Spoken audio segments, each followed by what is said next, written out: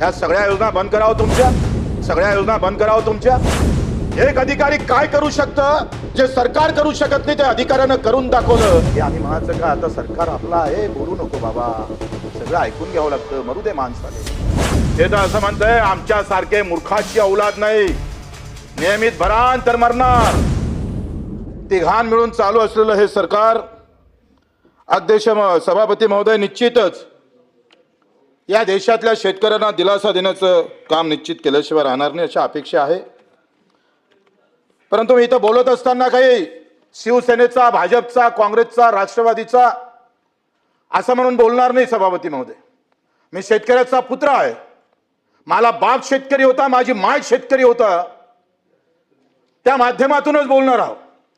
चापलुसी हा आमचा धर्म नाही, आमच्या ते डोक्यात नाही, कारण छत्रपती आमच्या डोक्यात आहे। ज्या छत्रपती शिवरायानं जो काही धर्म आम्हाला शिकवला त्या भूमिकेतून खऱ्या अर्थानं या शेतकऱ्याकडे पाहणं गरजेचं आहे सभापती महोदय। सत्ता बदलल्यानंतर भाषणं वेगळी होतात, सत्तेत असल्यानंतर भाषणं वेगळी होतं, आणि मुळात शेतकरी मात्र मरतं असं होऊ नये। प्रत्येकानं मी शेतकऱ्याचा पुत्र आहे म्हणून कशा पद्धतीनं समोर जाता येईल। अजूनही या देशातला कष्टकरी, कामकरी, वंचित, पिछळा जो काही असेल, प्रचंड मेहनत करत असेल, त्याच्या माथी काय येतं, त्याचं कुटुंब कसं चालतं, हा विचार भविष्यात करावा लागेल। सभापती महोदय, अफजल खान आला, नंतर सिद्दी जोहर आला, सिद्दी जोहर नंतर शाहिस्ता खान आला। 10 वर्षाच्या कारकिर्दीमध्ये हे 2-3 आम्ही पाहतोय मोगलांच्या एकाएकून आदिलशाहीची फौज या स्वराज्यावर होती, आणि स्वराज्याची सगळी घडी फिसटली होती सभापती महोदय। तेव्हाचं एक वाक्य जिजाऊचं तुम्हाला सांगतोय, सत्ताधारी आणि स्वराज्य कसं असलं पाहिजे, कसं चालवलं पाहिजे, सामान्य माणसासाठी त्याची काही जिव्हाळा कसा असला पाहिजे, सभापती महोदय त्याच्या मा जिजाऊच्या त्या वाक्यातून आपल्याला समजून येईल। हे सगळं नष्ट झालं होतं, स्वराज्य चारैकून विखुरलं होतं, घरं पेटली होती, सगळा संसार उद्ध्वस्त झाला होता, दाय दाना पिकवाले सुद्धा बीज नव्हतं शेतकऱ्याजवळ, आणि अशा वेळेस सगळा मुलूक आम्ही पाहतोय स्वराज्याकडे पाहत होता, आणि त्यावेळेस खजिना सगळा संपला होता। पण मा जिजाऊनं म्हटलं नाही, शेतकरी उभा राहील, ज्याचे घर पेटले असेल त्याचे घर पुन्हा उभे केल्याशिवाय राहणार नाही।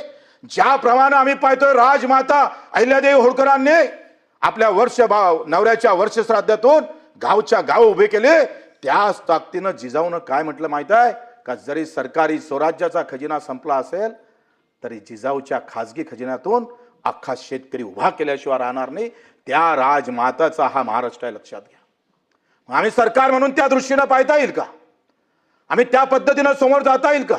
मी ज्या विदर्भातून येतोय, ज्या आम्ही पाहतोय, जे अमरावती जिल्हा असेल, नागपूर असेल, संत्र्याची ओळख आहे आमची। संत्रा म्हणजे विदर्भ, अमरावती, नागपूर। आज आमचा शेतकरी ते संत्र्याचे झाडं उपळून फेकताय, कारण आम्ही कांदा पाठवला नाही तिकडे बांगलाला, आणि बांगल्यानं तिकडे आम्ही पाहतो आमचा संत्रा घेतला नाही। सदाभाऊ, मी काहीच कोणाच्या विरोधात बोलत नाही, नाहीतर आम्ही अधिक असं म्हणा सत्तेत आहे, सत्तेत असले तर मग बोलता का, बोलायचं नाही, ही कुठला पळवाटपणा आहे? सभापती महोदय, संत्र्याचे झाडं उपळलं जातं, एक पॅकेज नाही। संत्रा संशोधन केंद्राचं आमच्या विदर्भात आहे, नागपुरात आहे, पण त्याची सावली अजूनही माझ्या शेतकऱ्याच्या, संत्रा उत्पादक शेतकऱ्यावर पडली नाही। पाहावं लागेल, संत्रा उत्पादक आहे, मोसंबी उत्पादक आहे, केळी उत्पादक आहे, तुमचा द्राक्ष आंबा उत्पादक शेतकरी आहे, काजू उत्पादक शेतकरी आहे, मग एमआरईजस कुठं जातं आमचा? ह्या सगळ्या योजना बंद करावं तुमच्या, कडधान्य योजना, तुळधान्य योजना, 35 योजना कृषी विभागाच्या, आणि एका तालुक्याला 10-10, 20-20 टार्गेट। मग अधिकाऱ्याचं भलं होतं का त्या शेतकऱ्याचं भलं होतं? सभापती महोदय, माझं म्हणणं आहे सगळ्या योजना बंद करा, हमी भाव भेटला पाहिजे, आणि हमी भाव भेटत नसेल तर खर्च कमी करण्याची ताकद सरकारनं ठेवली पाहिजे। सभापती महोदय, आपण पाहतोय काय हमी भावाची स्थिती, किती हमी भाव देतो आम्ही? स्वामीनाथन म्हणत होते, जे कृषी मूल्य आयोगाचे पहिले अध्यक्ष होते, त्यांनी सांगितलं का उत्पादन से ज्यादा उत्पन्न बढ़ना चाहिए। उत्पादन वाढलं, पण उत्पन्न वाढत नसेल तर उत्पादनाला काय चाटाचं? बंडीनं येणारं उत्पादन ट्रॅक्टरनं आणलं, पण उत्पन्न वाढत नसेल तर त्या उत्पन्नाला आम्ही पाहतोय काही अर्थ उरत नाही। तुम्ही शेतकऱ्याचे सभापती महोदय पुत्र आहात, आणि म्हणून आम्ही सगळे मिळून हा विचार करावा, कोण विरोधक दानवे साहेब असेल, अधिक कोणी असेल, हा म्हणून आम्ही यांना पाहू नका। शेतकरी म्हणून सगळ्यांचा, तो जगला तर अख्खं जग जगेल या भूमिकेतून आम्हाला पाहावं लागेल. आम्ही गायला गोवा माता म्हणतोय. गाय म्हणजे हिंदू मातेचं दैवत. मग कापू नका म्हणून त्या थांबन असं वाटतं तुम्हाला? उपाययोजना करावं लागेल. कापल्या तर गेलंच नाही पाहिजे. जो कापन त्याला कापलं पाहिजे. परंतु सभापती महोदय, ह्या सगळ्या गायीचा धंदा रासायनिक खताला सबसिडी देता. 1100 रुपयाचं रासायनिक खताचं पोतं 800 रुपये सबसिडी देतं सरकार. कंपनीतून खत आलं त्याला सबसिडी देण्याचा विचार, आणि माझ्या शेतकऱ्यानं शेणखत काढलं त्याला 1 रुपया देत नाही आपण. वा, शाश्वत शेती म्हणायचं आपण असं म्हणायचं का शेती आता जोरदार झाली पाहिजे, विषमुक्त शेती झाली पाहिजे, रासायनिक खतानं होणार आहे? का देत नाही आपण शेतखतासाठी पैसे? का त्याला सबसिडी देत नाही? रासायनिक खताच्या कंपन्या फुगल्या, मोठ्या झाल्या. कोणाच्या आहे त्याचे जर आपण पाहिलं, हे काँग्रेसच्या काळात झालं, हे उद्धव साहेबांच्या काळात झालं, हे राष्ट्रवादीच्या काळात झालं, कोणाच्या काळात झालं असं म्हणण्यापेक्षा हे आतापर्यंत असंच चक्र चालू राहिलं. आणि हे चक्र आम्हाला बंद करावं लागेल. एकदा जर शेणखताला सबसिडी दिली, मला वाटते तुकाराम मुंडे साहेब चांगले वागले ना थोडे, और अच्छा उन्होंने अगर कोशिश किया ना, मी सांगतो दुधाचे भाव वाढल्याशिवाय राहणार. त्याला तिथं ठेवलं पाहिजे. तुकाराम मुंडेचे आभारच मानतोय. माझ्या भागात आता गुटखा विक्री बंद झाली. गुलाबराव, एक अधिकारी काय करू शकतं जे सरकार करू शकत नाही ते अधिकाऱ्यानं करून दाखवलं. खेड्या गावातला गुटखा आता बंद व्हायला लागला. फक्त तुकाराम मुंडेंना सभागृहाच्या माध्यमातून सांगतोय का दुधाच्या भेसळावर तुम्ही लक्ष ठेवा. शंभूराजे, दुधातला जर करप्शन कमी झालं, त्यातलं भेसळ जर कमी झाली, दुधाचे भाव मागा लागेल शेतकऱ्याला. मी सांगतोय आजही 50% दुधावर अजूनही करप्शन होतंय, भेसळ होतंय. कॅन्सरचं प्रमाण वाढत चाललं, माणसं मरायला लागली, पण ते भेसळ बंद होत नाही. सरकार आमचं तुमचं सगळेच आहे, पण अजूनही ते साधा दुधातलं करप्शन थांबलं नाही. म्हणून आम्ही पाहतो 10 ते 15% कॅन्सरचं प्रमाण वाढलेलं आहे. तरी आम्ही म्हणायचं का आता सरकार आपला आहे, बोलू नको बाबा, सगळं ऐकून घ्यावं लागतं, मरू दे माणसाले. कर्जमाफी आज आपण देतोय, पण कर्जमाफी देताना काही प्रशासन अधिकारी बोलतोय तुम्हाला किती द्यायचं शेतकऱ्याला, किती पाहिजे तुम्हाला. अशा प्रकारच्या उमरट भाषा जेव्हा कानावर येतं ना, तेव्हा असं वाटतं का पुन्हा तलवार छत्रपतीची काळा छाटून टाकाव काय. तुम्ही सांगतोय मी हमी भावाचं तुम्हाला हे देतोय. 2026-27 ले धान उत्पादक शेतकऱ्यासाठी 4888 भावाची शिफारस केली. 4888.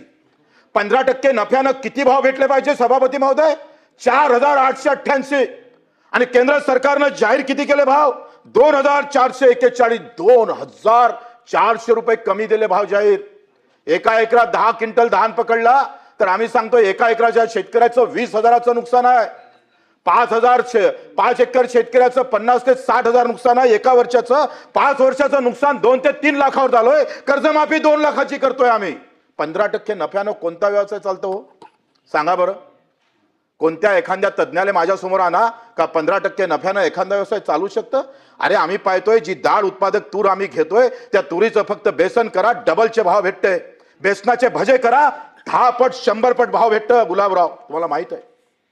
आम्ही सगळे त्या शेतीच्या मुख्य याच्यातून कोशातून आलेले, जमिनीतून आलेले लोक आहे, आणि मग हे बोललं पाहिजे. आम्ही पाहतोय कापूस उत्पादक शेतकऱ्याचे तेच हाल आहे.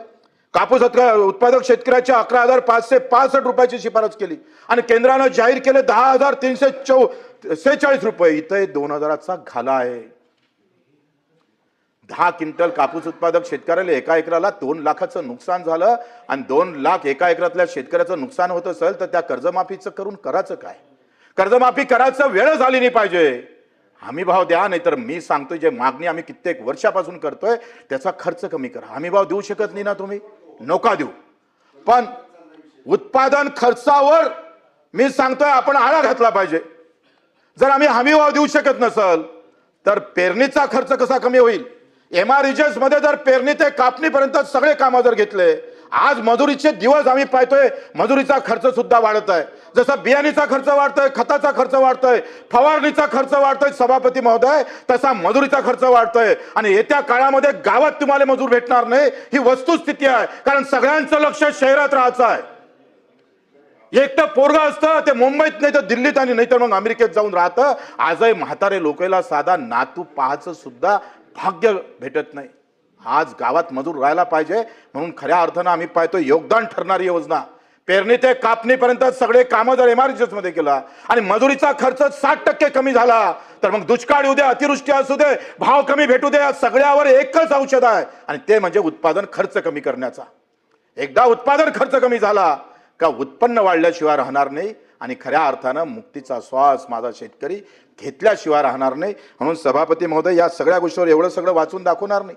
एकूण आम्ही पाहतो आता ऊस उत्पादक शेतकऱ्याचं तेच आहे. 4080 रुपयाच्या टनाची शिफारस केली आणि हे केली राज्य सरकारनं आणि केंद्रानं जाहीर केले 3065 रुपये टनाचे. इथं आपण पाहतो 1000 रुपये प्रति टन कमी पडलेला आहे आम्हाला. ह्या सगळ्या गोष्टी करत असताना कर्जमाफीचा हा विषय घेत असताना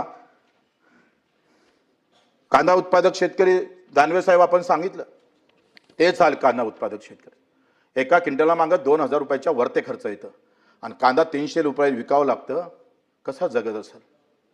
तुमचं कसं झालं? आपलं मार अभ्यास केला, खूप मेहनत केली, प्रचंड मेहनत केल्यानंतर असं वाटलं 100पैकी 95% मार्क भेटन, पण तो पेपर तपासणारा साला हरामखोर होता. त्यानं त्याला 50 केले आणि 50 वाल्याले 95 केले. ठेवणार तुम्ही त्याला जिवंत? अहो 2000 रुपये क्विंटलचा कांदा जर 200-300 रुपयाला विकायला कशी वेळ येत असेल तर मग यानं हे शेती करू नये असं म्हणायचं आहे तुम्हाला? आम्हाला सगळे बसून विरोधी पक्ष सत्ता अर्थ सत्ता काहीच करत नाही असं म्हणणं नाही. देवाभाऊ असेल, एकनाथजी शिंदे असेल, सुमित्राताई असेल, हा सगळ्यांचा प्रयत्न जरी असला पण त्याला नियोजनात साच्यात सगळ्या याच्यात बसवावं लागेल. आम्हाला अपेक्षा आहे त्या आणि म्हणून त्या पद्धतीनं कांदा उत्पादक शेतकऱ्याला आपण पाहतोय त्याला कसा न्याय देता येईल त्याचाही आपण प्रयत्न केला पाहिजे. सभापती महोदय आपण पाहतोय का मग दानवे साहेबांना सांगितलं का OTS झालं तर मग त्याला डबल कर्ज भेटत नाही. हा आपण बँकेत OTS करत नाही, आपलं OTS सरकारसोबत आहे, लक्षात घ्या. हे दुरुस्ती आहे त्याच्यातली. तुम्ही एक सांगा, उद्धव साहेब ठाकरे साहेबांना महात्मा ज्योतिबा फुले योजना केली आणि ते 2 लाखापर्यंत कर्जमाफी दिली. 2 लाखाची कर्जमाफी 4 वर्षाची होती. देवाभूची पहिली छत्रपती शिवाजी महाराजची कर्जमाफी 7 वर्षाची होती आणि आताची कर्जमाफी हे 7 वर्षाची आहे. ती पहिली 6 उद्धव साहेबाची 4 वर्षाची आणि ही आता 7 वर्षाची कर्जमाफी आहे. हा फरक आहे, वर्षातला फरक आहे. पण तेव्हा काय झालं, उद्धव साहेबाच्या कर्जमाफीमध्ये OTS झालं नाही. 2 लाखाच्या पर्यंत कर्जमाफी केली पण 2,10,000 असन तर तो कर्जमाफीत बसत नव्हता. सभापती महोदय आता 2 लाखाच्या वरती 5,000 असन तर तो बिचारा कर्जमाफीत बसला नाही. आज जे ओरड येतं का नाही, कर्जमाफी करून शिव्या खावं लागतं.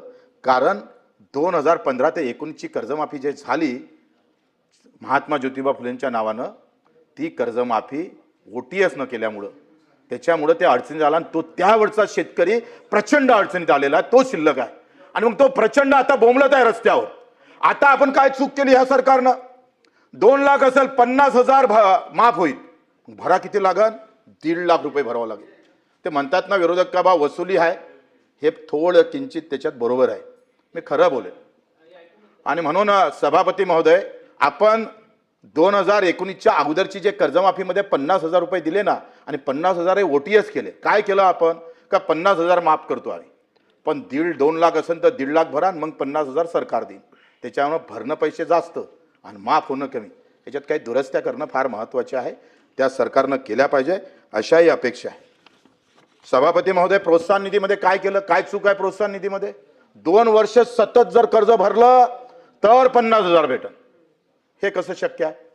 आता तो काय होतोय 5 वर्षात 2दा भरतोय, 1दा भरत नाही, अधिक 2दा भरतोय. शंभूराजे बरोबर आहे का नाही?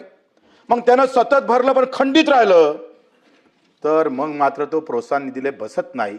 मला वाटतं आपण सगळ्यांनी हा अट रद्द केली तर सगळे प्रोत्साहन काय वाढणार आहे? आकडा 1-2-3 आता 8वा वेतन आहे का? कलेक्टरचा पगार 4 लाख होतोय. इथं बसणाऱ्या आपल्या कर्मचाऱ्यांचा पगार वाढतं, सगळ्यांचा वाढतोय, आपलंही वेतन वाढलं, सगळं वाढलं. मग शेतकऱ्यासाठी इतकं अटकून धरण्याची गरज नाही. आता हा प्रोत्साहन म्हणजे ज्यानं नियमित कर्ज भरलं तो गुन्हेगार आहे. ते तर असं म्हणतंय आमच्यासारखे मूर्खाची औलाद नाही, नियमित भरान तर मरणार आणि थकीत ठेवणार तर 2 लाख भेटणार. कम से कम 1 लाख तर करावं लागेल. ते तर केलं पाहिजे ना सभापती महोदय?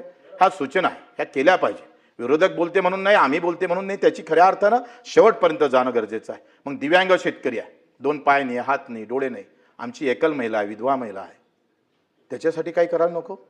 ते तर बिना शर्ती अट गीट नव्हता सरसकट सगळं कर्ज माफ केलं पाहिजे.